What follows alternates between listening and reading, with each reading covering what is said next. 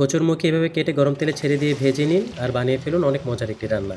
এইভাবে কচুরমুখী রান্না করে যদি আপনি একবার খান দেখবেন ভুলতে পারবেন না এর স্বাদের কথা। বারবার এইভাবে রান্না করে খেতে মনে চাইবে। কচুরমুখীগুলোকে এইভাবে নেড়ে নেড়ে ভেজে নেওয়া হচ্ছে, সময় নিয়ে রং করে ভেজে নেওয়া হবে।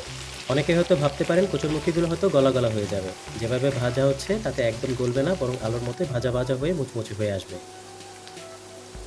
আস্তে আস্তে ভাজতে ভাজতে দেখবেন সব দিক থেকে কচুরমুখীগুলো রং হয়ে ভাজা হয়ে আসবে। কচুরমুখীগুলো ভাজা দেখতে দেখতে একটা কমেন্ট করে কিন্তু জানিয়ে দিতে পারেন আজকের ভিডিওটা আপনি কোন জায়গা থেকে দেখছেন। আস্তে আস্তে ভাজতে ভাজতে দেখবেন সব দিক থেকে কচুরমুখীগুলো এরকম রং হয়ে আসতে থাকবে। আর আপনাদের অঞ্চলে এই কচুরমুখীটা কী নামে পরিচিত তাও কমেন্ট করে জানাতে পারেন। কচু জিনিসটা অনেকে খেতে চায় না, কারণ মনে করে গলায় ধরবে, আবার খাওয়ার সময় মুখে চুলকাবে। আমিও কিন্তু তাই ভাবতাম, কিন্তু বিশ্বাস করুন আজকে এই নিয়মে কচুরমুখী রান্না করার পর খেয়ে দেখেছি, আমার কাছে মনে হয়নি আমি কচু খাচ্ছি। কচুরমুখীগুলো যখন এরকম রং হয়ে ভাজা হয়ে আসবে তখন তেল ছেঁকে উঠিয়ে নেওয়া হচ্ছে।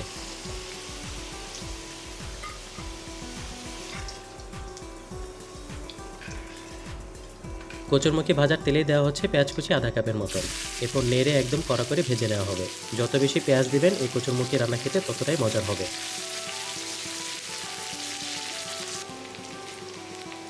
আজকে কিন্তু আমি কচুরমুখী রান্না করার ভিডিও দেখানোর পাশাপাশি আপনাদের সাথে কচুরমুখীকে সুন্দরভাবে উপস্থাপন করার চেষ্টা করছি, কারণ শুনেছি এবার নাকি কৃষকরা এই কচুরমুখী ন্যায্য মূল্য পাচ্ছে না। আশা করি আপনারা বেশি বেশি কচুরমুখী কিনবেন, কৃষক ভাইদেরকেও কচুরমুখী আবার চাষ করার জন্য আগ্রহ বাড়াবেন।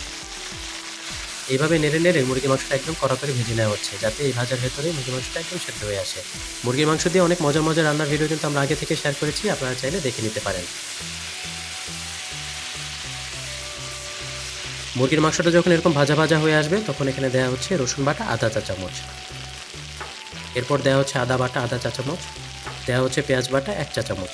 এবার নেড়ে মেশানো হবে, আর চুলার আঁচটা এই সময় একদম বাড়িয়ে রাখা হয়েছিল, আর এই আঁচে নাকি পুরো রান্নাটা শেষ করা হবে।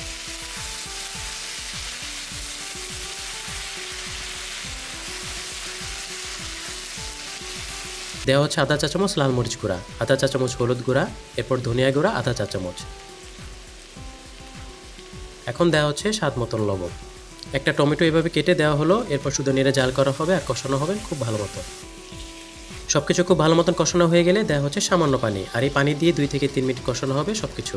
কচুরমুখী দিয়ে কিন্তু বিভিন্ন ধরনের সুস্বাদু খাবার তৈরি করা যায়, যেমন মাছ দিয়ে কচুরমুখী, চিংড়ি দিয়ে কচুরমুখী, কচুরমুখী দিয়ে মুগ ডাল কারি, আবার কচুরমুখীর চচ্চড়ি। এছাড়া সবজি হিসেবেও কিন্তু খাওয়া যায়। তবে আজকে যে রেসিপিটা আপনারা দেখছেন তা একবার খেলে স্বাদ ভুলতে পারবেন না আশা করি। ভেজে রাখা মুচমুচে কচুরমুখীগুলো এবার দিয়ে দেওয়া হচ্ছে। এই কচুরমুখী কিন্তু ভেতর থেকে একদম সেদ্ধ হয়ে এসেছিল, তাই কচুরমুখী দেওয়ার পর বেশিক্ষণ জাল করা হবে না, কিছুক্ষণ নেড়ে চেড়ে মিশিয়ে জাল করে নামিয়ে ফেলা হবে।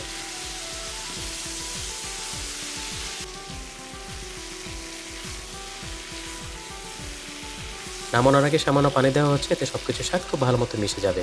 পানি দেওয়ার পর খুব ভালো মতো নেড়ে জাল করা হবে, এতে নাকি পানি একদম টেনে এসে রান্নাটা ভুনা ভুনা হয়ে আসবে। যারা ভিন্ন রকম খাবার বানাতে বেশি পছন্দ করেন তারা যদি ভিডিওটা দেখেন তাহলে একবার হলে বাসায় বানিয়ে দেখবেন। আশা করি যেদিন এই রান্নাটা করবেন দেখবেন বাসায় একটুও থাকবে না, খেয়ে শেষ করে ফেলবে সবাই। আপনারা যারা আরও মজার মজার এরকম রান্নার ভিডিও দেখতে চান তারা কিন্তু আমাদের পেজটা ফলো করে রাখতে পারেন। আর ভিডিওটা ভালো লাগলে শেয়ার করে রাখবেন, এতে আপনি যেদিন বানাবেন তখন আবার ভিডিওটা দেখে নিতে পারবেন। সবকিছু যখন এরকম মাখা মাখা হয়ে আসবে তখন চুলা থেকে নামিয়ে গরম গরম পরিবেশন করে নেওয়া হবে। মুরগির মাংস দিয়ে আরেকটা ভিডিও আপনাদের জন্য এরপরে আবার শেয়ার করা হবে, আশা করি সেই ভিডিওটা আপনারা দেখবেন। আজকের মতন বিদায় নিচ্ছি, সবাই ভালো থাকুন, সুস্থ থাকুন, আল্লাহ হাফেজ।